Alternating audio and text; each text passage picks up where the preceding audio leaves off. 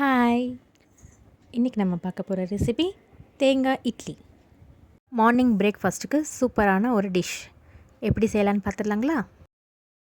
இது செய்ய இன்றைக்கி நான் 2½ கப் பச்சரிசி எடுத்திருக்கேன், 2 ஸ்பூன் கடலைப்பருப்பு, அரை மூடி தேங்காய்.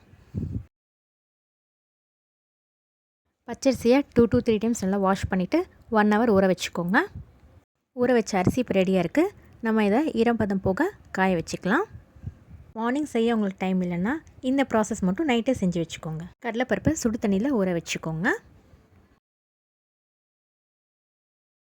காய வச்ச அரிசி இப்போ ரெடியாக இருக்குது. நம்ம மிக்சர் ஜாரில் போட்டு ரவை பதத்துக்கு அரைச்சி எடுத்துக்கலாம்.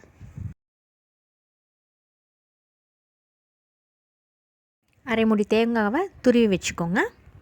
இப்போ ப்ராசஸ் ஸ்டார்ட் பண்ணிடலாம். 1 கப் ரைஸுக்கு 1.25 கப் தண்ணி ஊற்றிக்கோங்க. நம்ம ஊற வச்ச கடலைப்பருப்பு சேர்த்திக்கலாம். 1 ஸ்பூன் உப்பு. தண்ணி நல்லா கொதிக்கணும்.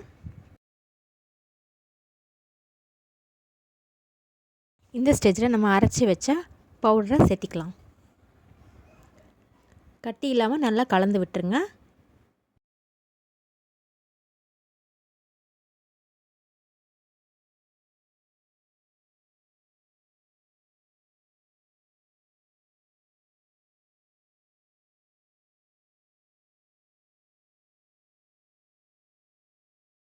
ஒரு 5 நிமிஷத்துக்கு கை விடாமல் கலக்குங்க, இல்லைன்னா அடி பிடிச்சிரும்.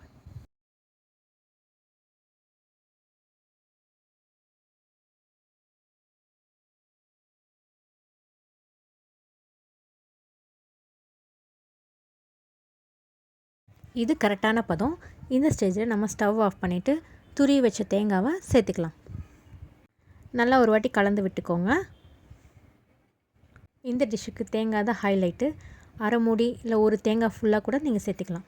டேஸ்ட்டு நல்லாயிருக்கும். இப்போ மாவு ரெடி ஆயிடுச்சு. இது லைட்டாக சூடு ஆறுனதும் இந்த மாதிரி உருண்டை பிடிச்சி நம்ம நார்மல் இட்லி பிளேட்லேயே வைப்போம் இல்லையா, அந்த மாதிரி வச்சுக்கலாம்.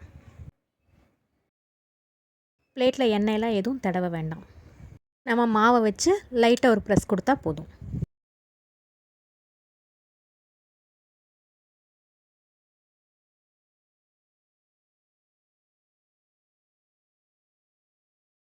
நம்ம நார்மலாக இட்லி வைக்கிற டைமிங்கே தான், அதிக நேரம் வைக்க வேண்டாம்.